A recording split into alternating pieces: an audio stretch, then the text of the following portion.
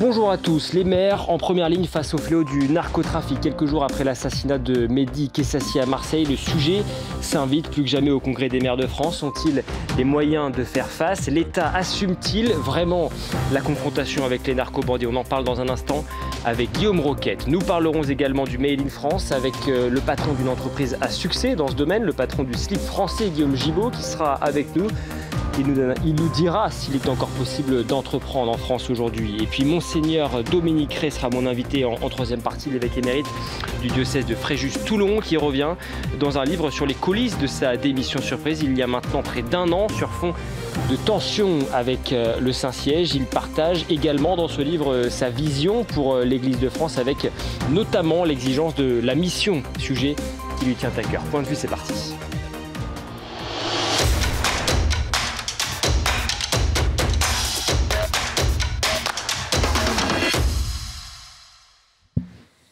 Bonjour Guillaume Roquette. Bonjour Timothée. Dans l'actualité ce matin, les suites de l'assassinat de Mehdi Kessassi, le frère du militant écologiste engagé dans la lutte contre le narcotrafic, Amine Kessassi. Laurent Nunez, Gérald Darmanin sont à Marseille aujourd'hui et au surlendemain des obsèques donc de son frère. Amine Kessassi prend la parole dans les médias. Derrière Mehdi, c'est toute la France qu'on a voulu abattre, dit-il. Il faut se lever tous ensemble. C'est ce qu'il déclare ce matin sur France Inter, et il appelle à une grande marche blanche samedi. Ce cri d'alarme de cet homme endeuillé aujourd'hui, c'est tout le symbole, Guillaume, d'une faillite de l'État dans ce dossier du narcotrafic. Peut-être pas d'une faillite, mais en tout cas d'une impuissance. Effectivement, à chaque nouveau meurtre, à Marseille ou ailleurs, il y a les mêmes questions qui se reposent, les mêmes indignations, les mêmes marches blanches qui sont organisées, mais je me demande dans quelle mesure est-ce que les trafiquants se sentent gênés par ces marches. Vous savez, tout a été dit dans un film extraordinaire qui s'appelait Bac Nord et qui montrait comment est-ce que les trafiquants avaient pris le contrôle en réalité d'une partie de la ville. La bonne volonté des pouvoirs publics, elle est évidente. Vous parliez de ce déplacement des deux ministres à Marseille. On pourrait presque délocaliser le Conseil des ministres à Marseille, tellement les responsables de l'État y vont souvent. On se souvient des visites successives d'Emmanuel Macron. Les forces de police ont été renforcées en nombre, même si le maire de Marseille considère que c'est pas suffisant. Et pourtant, ça ne fonctionne pas. Donc je pense que le sujet, c'est de savoir si nos outils sont aujourd'hui dimensionnés à l'ampleur du trafic. Nos outils, ce sont ceux d'une démocratie. Et c'est une bonne chose. C'est-à-dire que la lutte contre le trafic, elle se fait de façon très encadrée par la loi. Moi, je réfléchis toujours à ce qu'il faudrait améliorer. Je ne sais pas si vous avez vu ces images, c'était il y a 2 semaines maintenant, de bateaux de trafiquants de drogue vénézuéliens qui étaient bombardés, il n'y a pas d'autre mot, et qui étaient explosés par des munitions américaines. Ça a choqué beaucoup de gens, parce que ça ne se passait pas dans le cadre du droit. Mais Trump dit, nous sommes en guerre avec le trafic de drogue, il faut employer des moyens de guerre. Donc, je n'ai pas de solution facile, mais je pense qu'aujourd'hui, tout ce que nous entreprenons n'est pas suffisant. Donc peut-être qu'il faut changer de braquet, peut-être qu'il faut une justice d'exception pour ces trafiquants de drogue. Alors, c'est en partie prévu par la nouvelle loi sur le narcotrafic, mais je crois que les réponses classiques avec juste un petit peu plus de commissariat et un petit peu plus de policiers, ça ne marche pas. Il faut une réforme d'ampleur. On va bien sûr en parler en détail, mais vous disiez, c'est pas forcément le symbole d'une faillite, je ne sais pas, en tout cas d'une impuissance, mais c'est vrai que Marseille, c'est la ville justement des opérations Place Nette qui avaient été annoncées en grande pompe. Effectivement, Emmanuel Macron s'y est rendu à plusieurs reprises. Est-ce que c'est pas quand même un échec extrêmement cuisant pour l'État? Oui, c'est un échec, parce qu'on a fait les opérations Place Nette, après on a fait Place Nette XXL. Oui. Je ne sais pas ce qui nous reste dans la sémantique, mais les échos qu'on a, c'est que quand il y a ce type d'opération, effectivement, les trafiquants rentrent chez eux, attendent que ça passe, et ensuite reprennent le contrôle. Donc, vous avez aujourd'hui, je pense, un niveau de répression qui n'est pas suffisant. Moi, je suis toujours impressionné, je ne suis pas un expert de ce sujet, c'est pour ça que je parle avec prudence, et plus comme un citoyen citoyen qui observe vraiment comme le spécialiste que je ne suis pas, mais on peut prendre en photo, on le montre régulièrement dans les reportages du Figaro Magazine, de guetteurs, d'employés de base, on va dire, du trafic de drogue, mais ils ne se cachent même pas. Oui. Donc, comment se fait-il que si les photographes du Figmag arrivent à les prendre en photo, comment se fait-il que les policiers n'arrivent pas à les interpeller? Est-ce que c'est parce qu'ils vont être libérés dans l'heure? Est-ce que c'est parce que ce sont des mineurs et que donc ils ne craignent rien? Alors, on ne peut pas dire que l'État ne fait rien. C'est pour ça que c'est facile de dire que c'est un échec complet. Il y a la construction de cette prison de haute sécurité pour les trafiquants. Je pense qu'il y a un début de prise de conscience, mais ça n'est pas à la hauteur de l'enjeu. Avec effectivement cette loi narcotrafic qui a été adoptée l'été dernier, encore faut-il que les décrets entrent en vigueur, parce que ce n'est pas encore le cas de tous ces décrets. Et en attendant, eh bien, nous avons des Français qui le payent. Et c'est le cas de cet innocent Mehdi Kessassi, qui n'a rien à voir, on le dit, on le répète, avec le trafic de drogue. Et c'est peut-être là qu'il y a, comme le dit Laurent Nunez, ministre de l'Intérieur, un point de bascule justement avec ce meurtre. Le message des narcotrafiquants aujourd'hui, c'est de dire, eh bien, nous sommes capables de frapper n'importe qui, à n'importe quel endroit, finalement. Oui, c'est ça qui est intéressant, c'est que les narcotrafiquants sont presque aujourd'hui dans un projet politique. C'est-à-dire qu'ils ne sécurisent pas simplement leur trafic, ils font en sorte que celui-ci ne soit pas gêné par des éléments extérieurs. Les éléments extérieurs, qu'est-ce que c'est?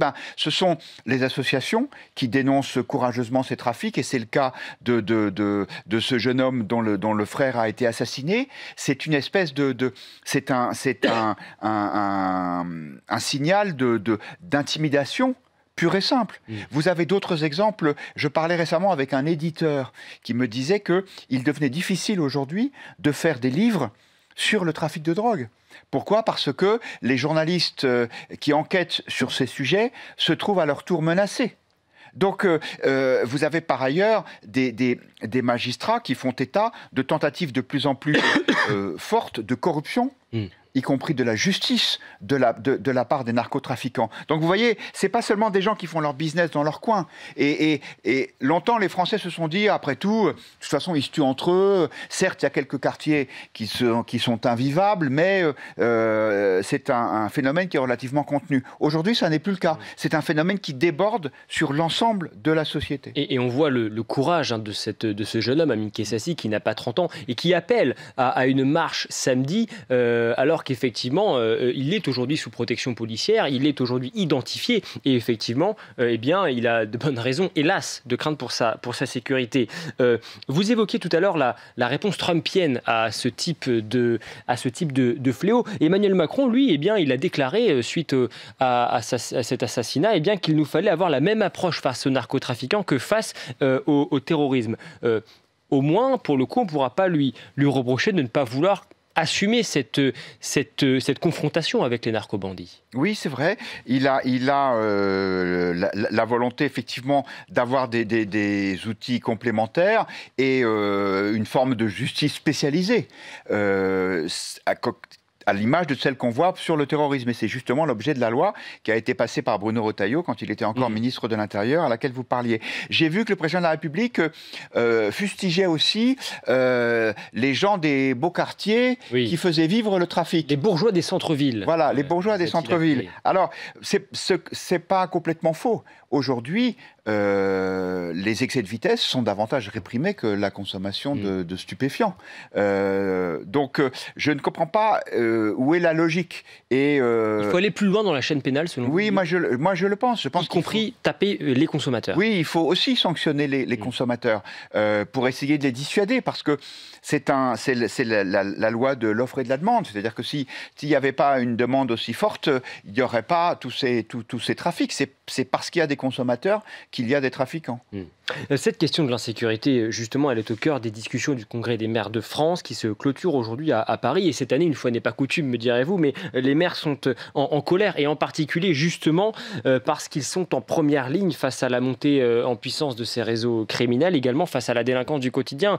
Et Et c'est vrai que cette question revient chaque année. Pourquoi est-ce que ça revient comme cela, comme un serpent de mer, sans que rien ne change, alors que même les choses semblent s'aggraver d'année en année? Oui, alors je pense qu'il y a plusieurs raisons à cela. La première, c'est que il y a eu historiquement des réticences de l'État à donner plus de pouvoir de police aux maires. D'abord, il y a eu les réticences des maires qui se disaient, en particulier les maires de gauche, il ne faut pas que les polices municipales soient armées, parce que ce n'est pas notre travail. Aujourd'hui, c'est le contraire. Il y a plutôt une demande. Alors, les polices municipales armées, mais aussi d'avoir davantage de pouvoir qui sont donnés aux polices municipales, notamment en termes par exemple en termes de contrôle d'identité. Et les préfets sont assez réticents, le ministère de l'Intérieur est assez réticent en disant non, parce que ce ne sera pas contrôlé, il faut que ce soit la police nationale qui ait le monopole d'un certain nombre d'actions. Moi, je pense qu'aujourd'hui, la situation est si grave, et ça nous ramène au sujet précédent, qu'il faut changer les règles. Vous savez qu'aux États-Unis, la police au niveau local a beaucoup plus de pouvoir. Et d'ailleurs, les responsables de la police, dans un certain nombre d'États, sont élus. Donc, ils ont des comptes à rendre à leurs concitoyens. Et je pense que ça, c'est une piste, c'est-à-dire effectivement donner davantage de pouvoir aux polices municipales et aussi faire des arbitrages. Au sein des municipalités, les maires disent toujours la première demande de nos électeurs, c'est la sécurité. Eh bien, je pense qu'il doit y avoir un redéploiement, oui. Je dirais, moins, pour aller vite, moins de médiathèques, moins de ronds-points et davantage de policiers. Et on évoquait tout à l'heure également la question de l'exécution des choses finalement et de cette loi narcotrafic dont tous les décrets n'ont toujours pas été mis en œuvre. Ce qui est intéressant, c'est que cette question de l'insécurité plus généralement et plus spécifiquement face au narcobanditisme, elle transcende les clivages. Et je pense notamment à cette maire d'une commune à côté de Grenoble, la maire d'Échirolles, maire communiste, Amandine Demort, et qui accordait une interview au Figaro il y a quelques mois, qui disait « Quand est-ce qu'on va s'attaquer au problème de fond ? Ça fait plus d'1 an que j'alerte l'État et sans qu'il nous vienne en aide. » Ce que disent les maires, c'est que au fond, au-delà du coup de com', justement, précisément, au fond, ce qu'ils veulent, eux, c'est cette exécution des choses. Oui, effectivement. La situation est complexe dans la mesure où ce sont les mêmes maires qui souvent sont réticents sur l'installation de prisons dans le territoire de leur commune, oui. parce que les riverains ne le souhaitent pas. Mais c'est vrai que je pense qu'on a besoin d'une sorte de révolution copernicienne et on a besoin d'un changement de règles qui soit profond. Je pense qu'il faut assumer d'avoir un État plus répressif. Vous savez, c'est intéressant parce que je parlais à l'instant de cette prison qui est prévue pour les trafiquants. C'était le retour des quartiers de haute sécurité, oui. qui existaient jusqu'à l'arrivée de François Mitterrand au pouvoir dans les années 80, et c'était Robert Badinter qui les avait supprimés en disant ça n'est pas suffisamment respectueux des droits des prisonniers, le fait notamment d'être dans un isolement absolu. Eh bien, je pense qu'aujourd'hui, tout le monde, et d'ailleurs les sondages le montrent, tous les Français sont favorables au retour de ces quartiers de haute sécurité. Je pense que là aussi, on peut avoir une justice qui soit plus dure, plus sévère, plus répressive. C'est ça qu'attendent les citoyens. On parlait de ce congrès des maires de France, 100e congrès des maires de France. C'est l'un des rendez-vous annuels du mois de novembre, avec la question de la sécurité qui est au cœur des échanges, la question également évidemment toujours du budget. Et à l'heure où l'État entend mettre les collectivités locales à contribution, avec un effort qui leur est demandé entre 4 et 5 milliards d'euros dans le projet du gouvernement, chiffre qui par ailleurs est contesté par l'AMF, qui elle parle davantage d'un chiffre autour de 7 à 8 milliards. Est-ce que vous comprenez, est-ce que cette colère des maires, selon vous, est justifiée, Guillaume ? Non. Je pense qu'il faut faire des économies partout. Je ne sais pas si vous avez en tête le graphique qui montre l'évolution des effectifs de la fonction publique depuis 20 ans. Les effectifs de la fonction publique de l'État sont relativement stables, sont même complètement stables. En revanche, ce qui explose, ce sont les collectivités locales. Il y a partout des phénomènes de doublons, les communautés de communes, il y a une suradministration des collectivités locales, il y a des investissements qui, à mon avis, ne sont pas prioritaires. Je pensais par exemple au rond-point. Nous avons un taux de rond-point en France, une proportion de rond-point par rapport au territoire qui est supérieure à celle de tous les autres pays. Mais vous diriez, Guillaume, que l'argent est mal utilisé par les élus, et notamment les élus locaux ? Je pense que les élus locaux, et c'est normal, normal, sont dans une logique où il faut qu'ils dépensent le plus d'argent possible, et pour ça, il faut qu'ils en obtiennent le plus possible, de façon à pouvoir justifier de leur action auprès de leurs électeurs, en particulier quand les élections municipales arrivent, les échéances électorales. Je pense que malheureusement, compte tenu de cette mauvaise habitude, il n'y a pas d'alternative à une baisse des dotations. Donc, je ne suis pas choqué du fait que les collectivités locales doivent faire des efforts financiers. Je souhaite aussi, parce que c'est l'essentiel de la dépense, que l'État y prenne sa part et s'applique la même politique de restriction des dépenses. Ce que disent au fond les maires dans ce congrès de l'AMF et plus généralement lorsqu'on a l'occasion de les interroger, c'est qu'il y a toujours ce clivage entre les élus parisiens et puis les élus locaux qui sont aux prises avec le terrain. Et notamment, d'ailleurs, l'AMF demande un moratoire sur toutes les nouvelles réglementations qui entraîneraient une charge parce qu'ils estiment justement que dans bien des cas, c'est inadapté aux réalités locales. Oui, là, ils ont raison. Effectivement, il y a une sorte d'étouffement normatif.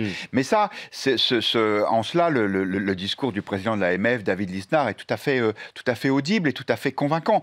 De la même façon que je pense qu'il faut donner davantage de responsabilités aux collectivités locales qui sont plus proches du terrain. Je pense que c'est valable dans la gestion des hôpitaux, c'est valable aussi en matière de sécurité. Mais tout ça doit se faire avec moins d'argent. Il faut donc qu'il y ait des arbitrages. Donc il y a des dépenses qui doivent diminuer par ailleurs parce qu'on ne peut pas continuer sur une trajectoire de nos finances publiques actuelles. Dans votre éditorial dans le Figaro Magazine ce week-end, vous estimez qu'il faudra dans la campagne de 2027 assurer la sanctuarisation de notre système social en échange d'une vraie cure d'amaigrissement de l'État. Et ça, c'est un sujet, je le sais, qui vous tient à cœur. Mais est-ce que, puisque vous évoquez la campagne de 2027, les candidats auront le courage d'aborder ce sujet? Eh bien, en fait, ce qui m'a donné l'idée de cet éditorial, c'est la lecture des propos de Jacques de Larosière, qui est un haut fonctionnaire ancien patron éminent, ancien directeur général du Fonds monétaire international, ancien gouverneur de la Banque de France.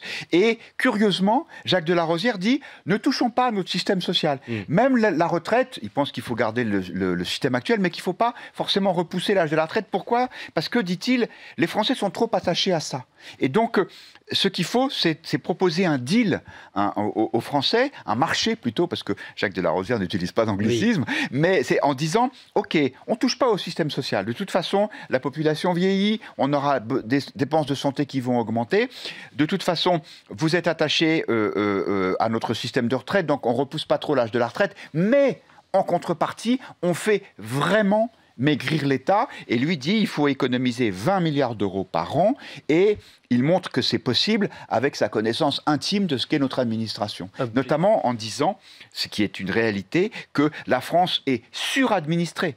Par rapport à d'autres pays, par exemple par rapport à l'Allemagne, il y a, par rapport au nombre d'habitants, la quantité de fonctionnaires en France est bien supérieure à celle de l'Allemagne. De toute façon, on suivra cela évidemment de près d'ici 2027 et on verra bien si ces propositions font partie des programmes des uns et des autres. Parce que j'ajoute juste en un mot que c'est plus facile, à mon avis, de proposer aux électeurs un régime d'amaigrissement de l'État qu'un report de l'âge de la retraite. Et je crains fort que la retraite soit un sujet trop précieux sensible aux yeux des Français pour qu'un candidat prenne le risque d'annoncer un programme courageux.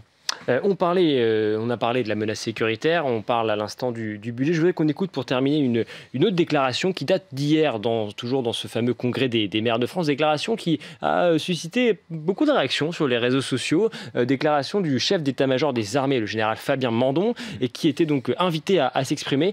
Je propose qu'on écoute ses propos. Si notre pays flanche parce qu'il n'est pas prêt à accepter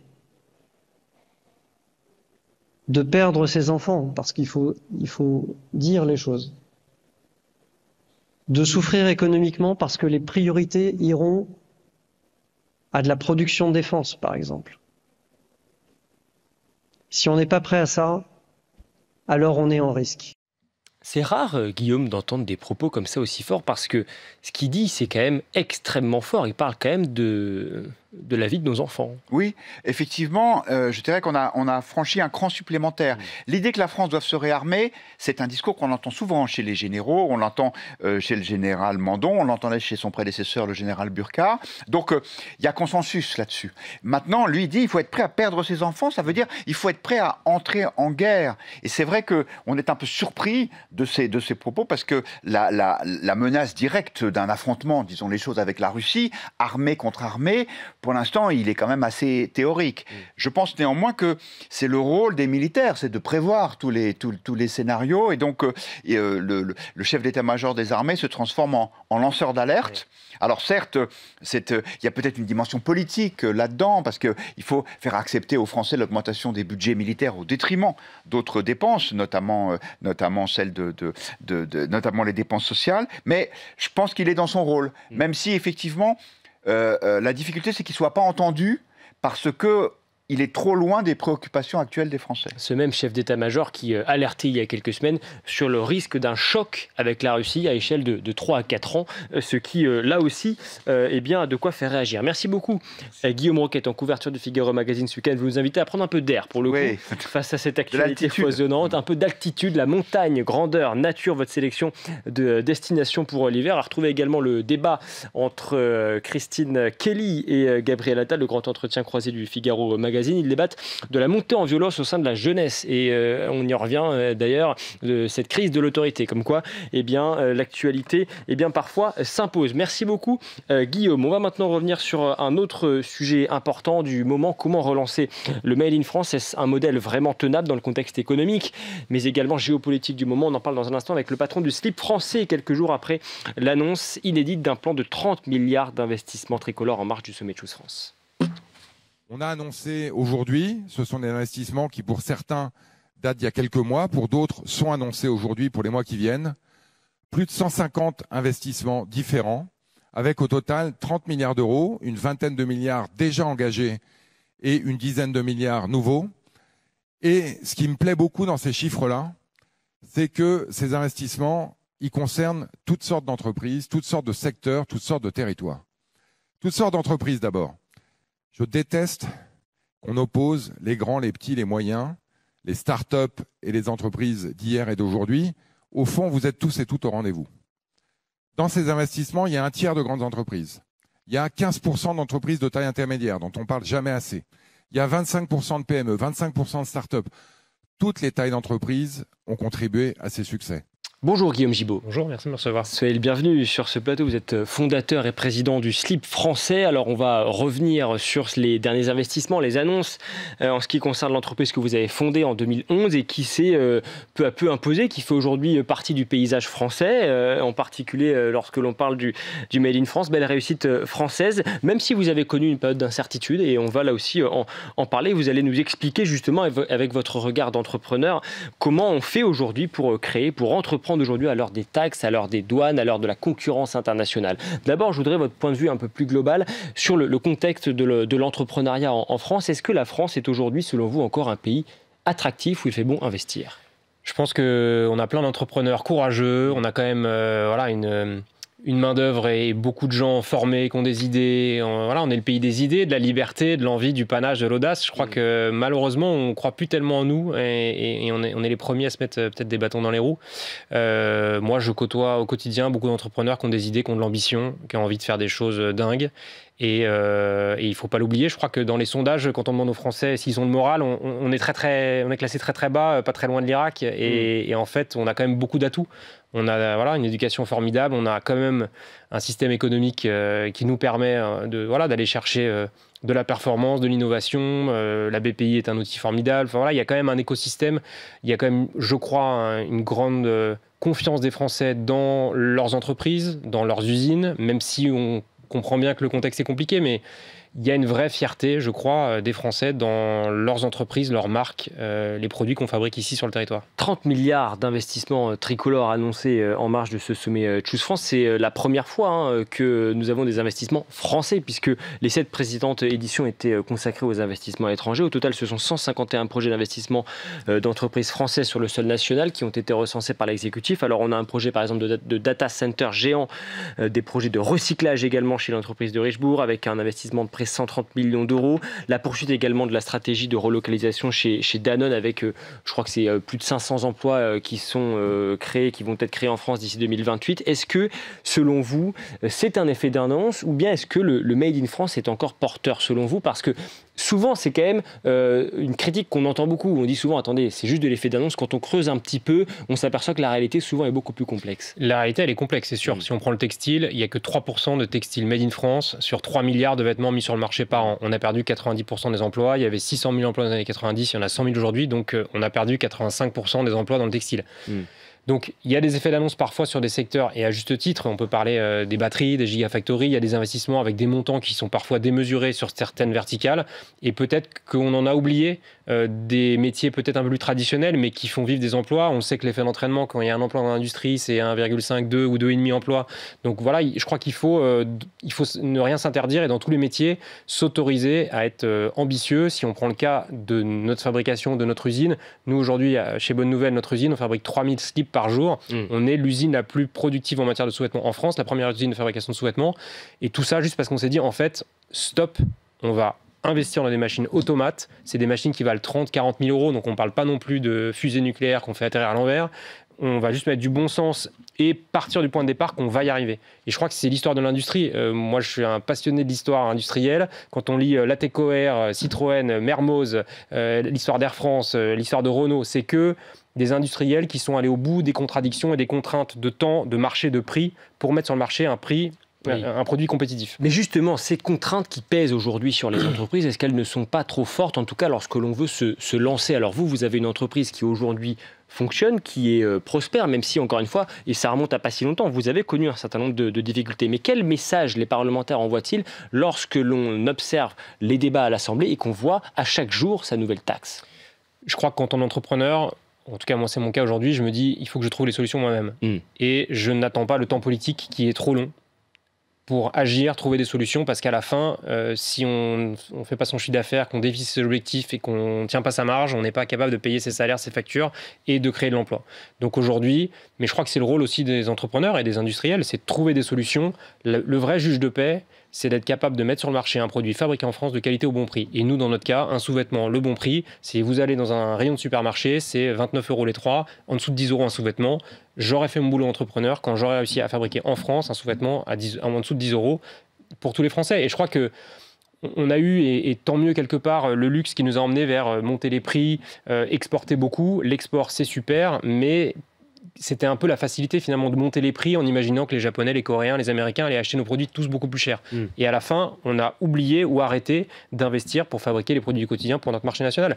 Et voilà, et je crois que quand on voit les ambitions chinoises, je lisais ce matin un papier de Dufour qui rentre, de Nicolas Dufour de la BPI qui rentre de Chine. Patron de la BPI. Le patron de la BPI, il n'y a pas d'ambiguïté sur le fait que les Chinois sont extrêmement forts et extrêmement déterminés à aller venir prendre des parts de marché en Europe. Donc, je crois que voilà, être ambitieux sur n'importe quel produit du quotidien et se dire en fait on va changer le processus de fabrication, investir plutôt que de partir avec nos patronages sous le bras pour fabriquer ailleurs, je pense que c'est de l'emploi, du bon sens et à la fin de la fierté. Je crois qu'aujourd'hui dans le contexte économique, politique un peu flou, finalement, une entreprise ambitieuse, courageuse, ça rassure tout le monde et ça fait beaucoup de bien. Et on a un exemple très concret de cette offensive chinoise, bien évidemment, avec cette entreprise Shine, qui donc a désormais sa place au BHV ici à Paris. Une polémique extrêmement importante qui nous a occupés pendant plusieurs semaines, et c'est encore le cas. Vous, au Slip Français, vous faites le pari inverse de Shine, et effectivement, vous avez donc lancé quelque part, c'est votre t-shirt anti-Shine, on peut je crois l'appeler comme cela. Il a été baptisé comme ça dans la presse, et quelque part, c'est assez juste. T-shirt 100% français qui donc est fabriqué à Aubervilliers, à côté de Paris, vendu 7,90 € hors taxe aux entreprises, aux associations et aux institutions. Vous avez le projet de concurrencer Shine ? Ouais, et d'ailleurs, c'est dans le nom de ce t-shirt, ça illustre le fait que nous, on défend une autre histoire, un autre récit. Soit on l'appelle l'anti-Chine, ce t-shirt, soit on l'appelle, comme on l'a appelé nous, le t-shirt fierté. Le fait de porter avec fierté un produit de qualité, fabriqué en France, qui crée de l'emploi. C'est sûr que ça anime plus les débats de l'appeler l'anti-Chine. Mais à la fin, c'est quoi notre vision du monde ? Est-ce qu'on se dit toujours, on va regarder ce que font les Chinois, on va être anti-Chine ? Ou est-ce qu'on se dit, en fait, quelque part, et c'est très français, merde, on est capable de fabriquer un produit de qualité ici en France, on va le porter avec fierté.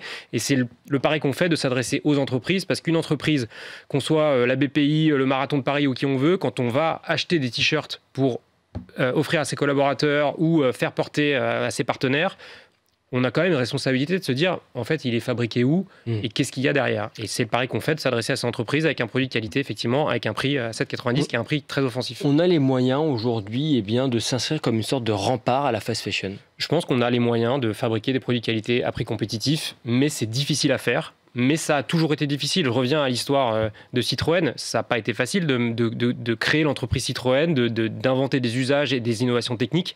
Aujourd'hui, dans notre usine, on a des machines automates qu'aucune usine textile en France n'a. Encore une fois, c'est 30-40 000 euros par investissement, mais on va venir gagner des précieuses minutes parce qu'on est capable de fabriquer l'ourlet du t-shirt sur les manches et sur le bas du t-shirt de façon automatique. On va gagner 3, 4, 5 minutes par t-shirt sur 3 opérations. À la fin, on divise le prix du t-shirt de fabrication par 2. Et ça, c'est infiniment plus compliqué que de partir en Chine, voir une usine, dites-moi, en disant faites-moi ce t-shirt. C'est beaucoup plus dur d'investir, de financer cette machine, de prendre le risque industriel, le risque de formation. Mais aujourd'hui, je crois que c'est ça la solution, c'est des entreprises qui doivent être courageuses et audacieuses dans leurs choix et autour un gouvernement juste qui encadre dans un cadre qui est à peu près fixe. C'est tout ce qu'on demande. Question quand même, Guillaume Gibault, parce que la question du prix est centrale dans le Made in France. Vous dites 7,90 hors taxe, mais vous le vendez aux entreprises. Combien le t-shirt va-t-il coûter in fine lorsqu'on ajoute les taxes, lorsqu'on ajoute également tous les coûts liés au t-shirt, à la distribution, etc. L'idée des entreprises, c'est justement qu'il n'y ait pas beaucoup de marge et qu'on aille directement d'une entreprise qui va l'offrir, le donner ou le vendre avec peu de marge. Mais si on prend la grande distribution, les marges sont assez faibles. Sur le textile, ça va être des coefficients qui vont être autour de 2. Si on va chercher des marques un peu plus premium qui vont raconter un peu plus d'histoire, ça peut monter à 2,5, 3. Mais l'idée, effectivement, c'est de réduire un maximum les intermédiaires, puisque c'est un des gros sujets. Il y a le coût de fabrication et puis il y a tous les intermédiaires. Ce qui va, et c'est aussi ce que Shein vient challenger, toutes ces marques qui ont mis la clé sous la porte malheureusement sur le milieu de gamme, en fait, avaient des cascades de marge beaucoup trop importantes. Elles achetaient à l'étranger un produit de mauvaise qualité à un mauvais prix avec des coefficients de marge qui pouvaient monter jusqu'à x7, x8. Donc finalement, un t-shirt qui était acheté en Chine 3 ou 4 euros, qui était vendu 15, 20, 25 euros, avec des marges en pourcentage qui étaient énormes pour un produit de mauvaise qualité. On pourrait aussi vous dire, Guillaume Gibault, si je me fais l'avocat du diable, mais 7,90 finalement pour un t-shirt qui reste au fond un bout de tissu, est-ce que c'est pas déjà un peu excessif ? Écoutez, je vous invite à venir à l'usine et voir en combien de temps vous arrivez à faire ce t-shirt. Et je pense qu'au fond, c'est aussi qu'est-ce qu'on met derrière un produit. Et un t-shirt, c'est dur à fabriquer, c'est du temps humain. Et à la fin, on n'a pas tous besoin d'avoir 1 milliard de t-shirts, juste avoir moins de produits, de bonne qualité. Et je crois qu'encore une fois, on arrive dans les cadeaux de fin d'année. Acheter des produits qui font du sens. Moi, j'adore cette phrase, nos achats sont nos emplois. Je pense que les Français, et moi je suis allé au BHV le jour de l'ouverture de Shein, il y a beaucoup de curieux, il y a beaucoup de gens qui viennent voir sans trop savoir pourquoi, mais à la fin, il y avait 100 000 visiteurs au salon du Made in France, et là je peux vous dire que les 100 000, c'est une foule de gens qui ont compris pourquoi ils étaient là, qui viennent tous les ans, qui sont fidèles et qui ont compris que c'était de l'emploi.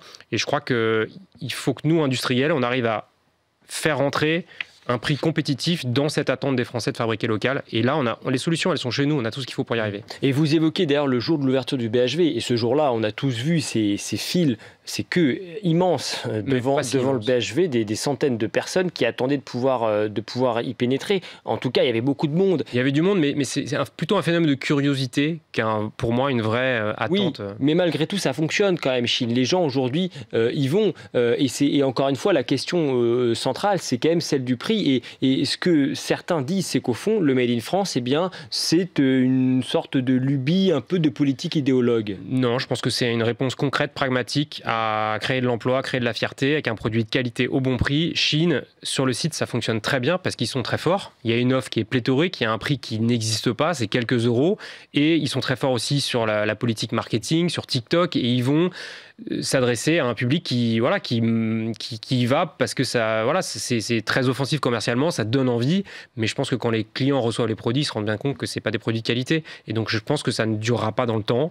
Et à l'inverse, mais quelque part la fast fashion a toujours existé, elle existera toujours. Un produit de mauvaise qualité, à un très bas prix, ça existera toujours. Mais moi je fais le pari de long terme, dans le contexte politique autour de nous, que le bon sens de l'emploi et d'un produit qui dure dans le temps, ce n'est que le bon sens de l'histoire. Est-ce qu'il n'y a pas malgré tout, alors je ne dis pas ça pour le slip français, mais de manière générale dans le Made in France, une forme d'hypocrisie de la part de certaines entreprises qui clament haut et fort leur attachement effectivement au terroir, à la France, etc. Et en fait, quand on creuse un peu, souvent certaines en fait sont sous pavillon étranger, certaines produisent une partie de leur production, pas forcément tout, mais dans des pays en Inde, au Bangladesh ou ailleurs. Est-ce que c'est pas quelque chose quand même qui existe, comme ça? Toujours, il y a des gens qui jouent avec les règles et d'autres, comme la Société des grands magasins qui exploite le BHV, qui ne jouent pas avec les règles. Donc il y aura toujours des gens qui font le pas de côté.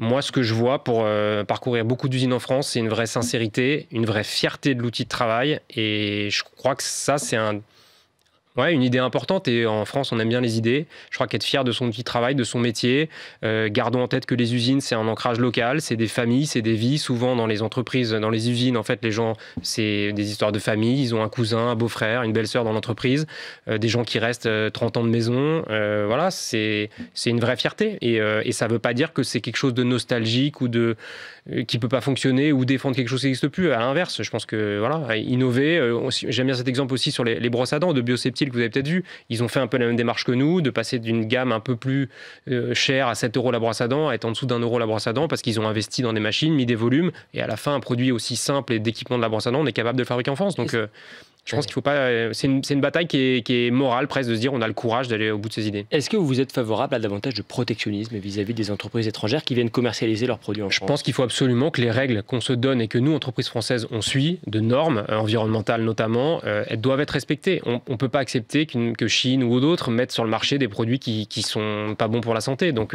qu'on joue tous avec les mêmes règles. Ça, je pense que c'est indispensable. Et ce sera ma dernière question, Guillaume Gibaud, pour vous qui avez réussi pour le coup le pari du Made in France. Comment réussir en France aujourd'hui? Quelles sont les qualités requises?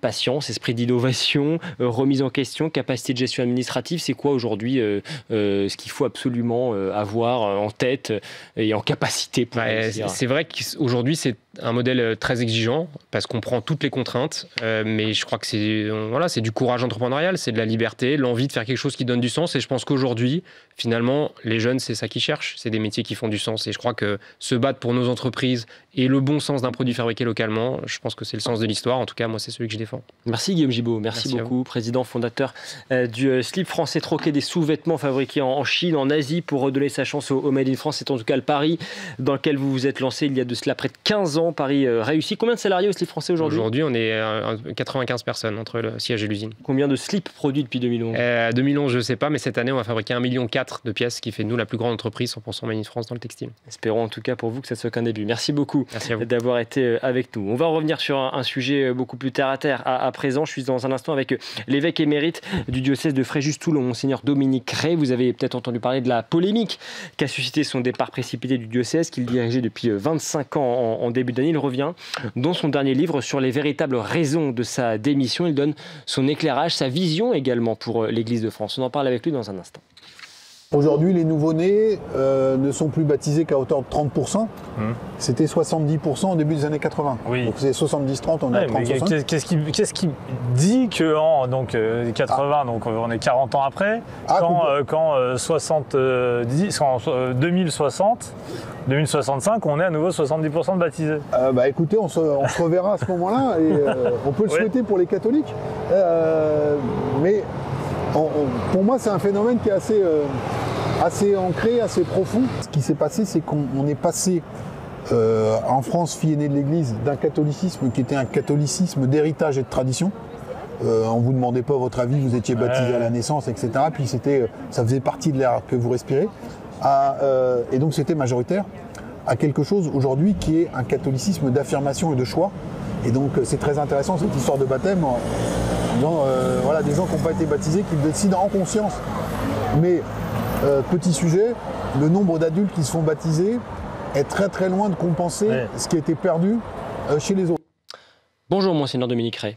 Bonjour. Soyez le bienvenu sur ce plateau. Vous êtes prêtre, ancien évêque du diocèse de Fréjus-Toulon, dans le Sud. Vous publiez ce livre, Mes choix, mes combats, ce que je crois, écrit avec les journalistes Samuel Pruvot et Henri Linkel, aux éditions Artege, un livre qui était attendu par beaucoup de fidèles du diocèse de Fréjus-Toulon, pas uniquement d'ailleurs, au-delà également, parce que c'est la première fois que vous revenez en longueur sur les circonstances de votre départ après 25 années passées à la tête du diocèse. Vous répondez à toutes les critiques dans ce livre, y compris celles qui émanent du Saint-Siège. Vous dressez également l'inventaire des priorités pour l'Église catholique, notamment en ce qui concerne la mission. C'est un sujet qui vous tient à cœur. D'abord, vous avez décidé de prendre la plume avec ce livre, donc vous n'étiez pas forcément obligé de le faire. Qu'est-ce qui vous a poussé à l'écrire? Est-ce que vous vous êtes dit, c'est le moment peut-être de dissiper un certain nombre de malentendus. Moi, il me semblait important, par rapport à la décision qui a été prise par Rome de me déposer de la charge qui était la mienne, la charge pastorale, de refaire le point, de refaire une synthèse quand on a des moments critiques, une relecture de tout ce qui s'est passé pour pouvoir, je dirais, mieux appréhender aussi l'avenir pour moi. Oui.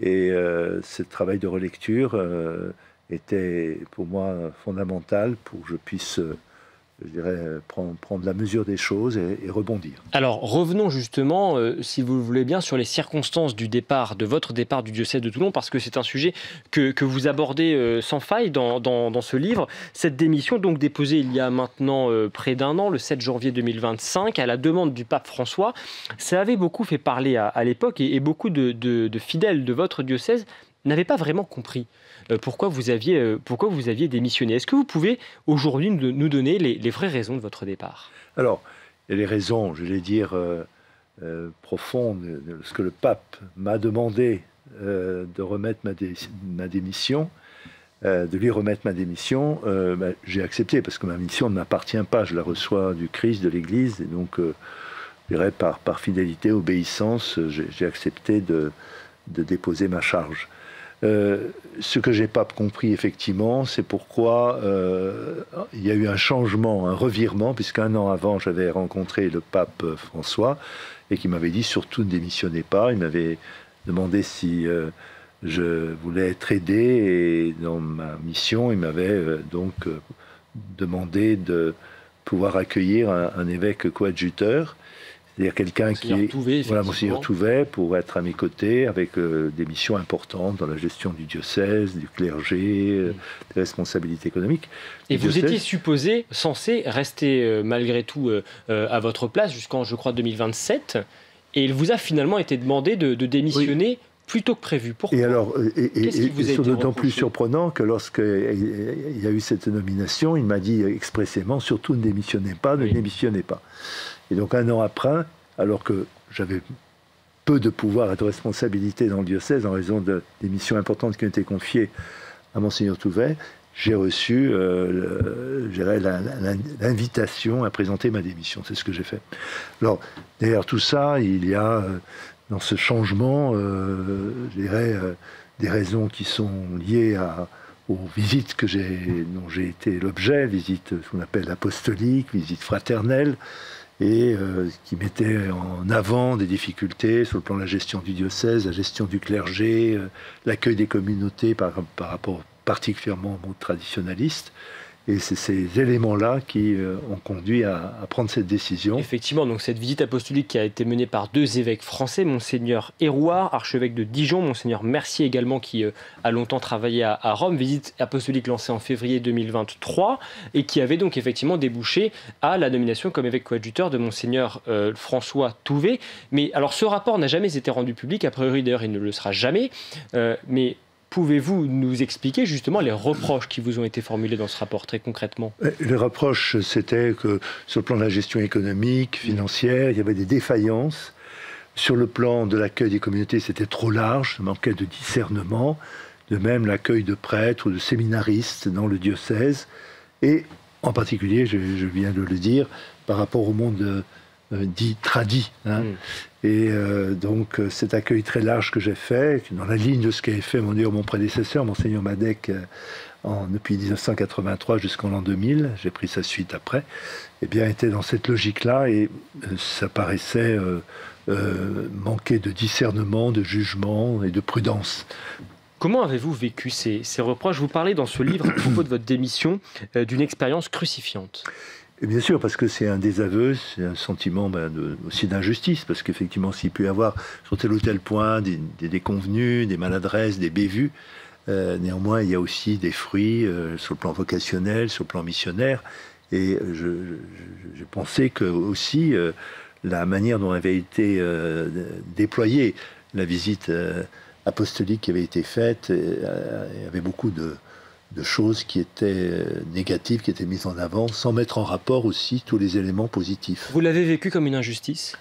Je l'ai vécu, oui, comme quelque chose dont je ne comprenais pas les résultats. Effectivement, et j'ai eu l'occasion de le dire, je reconnais des difficultés, des manques de prudence, mais aussi, je remercie Dieu pour tous les fruits qui ont été reconnus et qui, je dirais, font que le diocèse est dans une dynamique, est une dynamique missionnaire, avec un certain nombre aussi de vocations, de dynamisation aussi des communautés chrétiennes. On a beaucoup parlé, on a parlé de cette visite apostolique donc qui avait été préparée par Rome, qui avait été demandée par Rome. Elle faisait suite à une autre visite, celle de l'archevêque de Marseille, Monseigneur Aveline, qui d'ailleurs entre-temps est devenu cardinal puis président de la Conférence des évêques de France. Et il y a une expression utilisée dans l'Église, celle de visite fraternelle. Beaucoup, quand on regarde notamment sur les réseaux sociaux, parce que beaucoup de gens vous soutiennent, beaucoup de fidèles vous sont soutenus dans le diocèse et étaient contre votre départ. Beaucoup ont dit, attendez, cette visite, elle n'avait rien de fraternel. Quel est votre regard sur cette question ? Disons que le cardinal Aveline, à l'époque, il a rencontré un certain nombre de personnes. Bon, et en remettant son rapport à Rome, il a sans doute souhaité, je n'ai pas l'explication de ce qui s'est fait, mais il a souhaité que quelqu'un peut-être de plus extérieur porte un regard sur ma gestion, sur les difficultés, avec plus de temps et de moyens, qu'il n'avait pu le faire lui-même. Mais je me souviens qu'il m'avait dit, écoutez, bon, ces choses vont s'arranger. Il était dans un langage qui était plutôt un langage d'apaisement et lorsque j'ai eu la visite apostolique, je me suis rendu compte que la manière dont les choses étaient organisées, les rencontres et les questions qui étaient posées, certains groupes qui étaient accueillis plus que d'autres, etc. Il y avait quelque chose qui n'était pas de la main, qui était biaisé, de mon point de vue. L'une des conséquences de tout cela a été la décision assez inédite, en tout cas rarissime, de Rome de suspendre les ordinations dans le diocèse dont vous aviez donc la charge. Pendant près d'1 an et demi, les ordinations au séminaire de la Castille. Est-ce que ça vous a choqué ? Oui, ça m'a choqué parce que c'était au fond une prise en otage, de ces jeunes qui se sont préparés. Il y avait eu l'assentiment pour la plupart d'entre eux des instances chargées du discernement, et puis d'autant plus qu'après coup, une fois que je me suis retiré, la plupart, sauf un, sur les 23, sauf un, on peut finalement être honnête, ça montre qu'il y avait quand même eu un certain discernement, et je trouvais que ça, c'était un moyen de pression, et ça a été, je dirais, assez mal vécu par beaucoup d'entre eux et leurs familles. Ce que beaucoup disent, et vous l'avez d'ailleurs un petit peu évoqué, c'est que derrière effectivement ces reproches qui vous ont été formulés de manque de prudence dans l'accueil notamment effectivement de nouveaux candidats au séminaire, dans également une gestion qui n'aurait pas été suffisamment rigoureuse des gestions du diocèse, des finances du diocèse, beaucoup disent qu'au fond ce que l'on a réellement voulu vous faire payer, eh bien, c'est votre trop grande proximité avec les milieux tradis. Qu'en pensez-vous ? Alors, sans doute, ça a pu peser, jouer, effectivement, parce que, je dirais, le parti pris qui avait été le mien et qui reste le mien, c'est l'Église doit pouvoir, à l'intérieur de toutes ces réalités qui la composent, être un lieu de communion. La communion, c'est l'attachement, je dirais, à l'enseignement, à la tradition de l'Église, et en particulier à Vatican II, et en même temps, c'est cette tension missionnaire. Une communauté n'existe pas pour elle-même, elle est au service de l'Église et pour la mission de l'Église. Et donc pour moi, les deux critères, c'est vraiment l'enracinement dans l'enseignement et la tradition de l'Église, la doctrine de la foi, et en même temps un mouvement qui conduit l'Église vers des personnes, des situations. Je dis souvent, l'Église existe pour ce qui n'est pas encore l'Église. Dans son essence, la communion de l'Église est missionnaire, ce que rappelle le Concile. Et effectivement, dans le choix, dans les critères, pour moi, de sélection, de discernement des vocations et des communautés, c'est volonté d'accueillir un certain nombre de communautés, de sensibilités diverses et variées, sur le plan spirituel ou liturgique, mais qui s'inscrivent dans cet enracinement, cette fidélité à l'enseignement de l'Église, et en même temps dans ce témoignage missionnaire dont le monde a besoin. Mais est-ce que vous comprenez, Monseigneur, voire vous assumez cette image qui vous colle à la peau d'évêque un petit peu trop à droite? J'essaie d'être ce que je suis je dirais c'est facile de poser des étiquettes pour disqualifier quelqu'un. Moi, je dirais, je n'ai aucun parti pris personnel. Je connais des gens de droite, d'extrême droite, de gauche, et plus encore. Pour moi, ce qui importe, c'est que nous soyons fidèles à notre mission, qu'on soit ouvert, je dirais, à toutes aussi les expressions et les convictions. L'essentiel étant que nous puissions être dans la fidélité au témoignage que l'on doit porter et pouvoir rencontrer toute personne. Je n'ai pas de lien structurel avec la droite ou l'extrême droite. J'ai accueilli, on m'a souvent reproché, Marion Maréchal Le Pen. Oui, vous l'aviez accueilli lors d'université d'été, effectivement. Est-ce que c'est quelque chose que vous avez regretté, ça? J'ai accueilli Marion Maréchal Le Pen et en même temps, sur le même banc à côté, il y avait quelqu'un qui était un député socialiste, dont on n'a jamais parlé. Donc, mais vous avez regretté d'avoir accueilli Marion Maréchal. Est-ce que vous dites que c'était maladroit? Moi, personnellement, je pense qu'on a récupéré cet événement. Alors, sur le plan médiatique, on peut dire une maladresse, ça donnait à penser que j'étais affilié à tel ou tel groupe d'extrême droite. Moi, sur le fond, non, parce que je pense que l'Église doit pouvoir accueillir, s'ouvrir à toutes les sensibilités, toutes les expressions, et sans se laisser elle-même récupérer.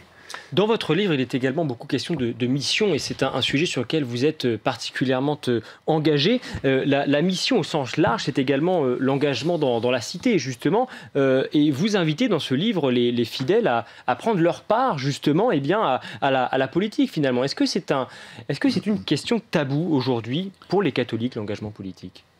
Je pense que l'Église doit faire de la politique au sens noble du terme, pas de la politique politicienne, être dans une logique partisane. Par contre, fondamentalement, l'Église, elle a une parole à donner, et on attend d'elle cette parole sur la vie en société, sur le respect de la vie, depuis sa conception jusqu'à sa fin naturelle, sur la notion de bien commun, tout ce qui favorise la paix, l'unité et la justice.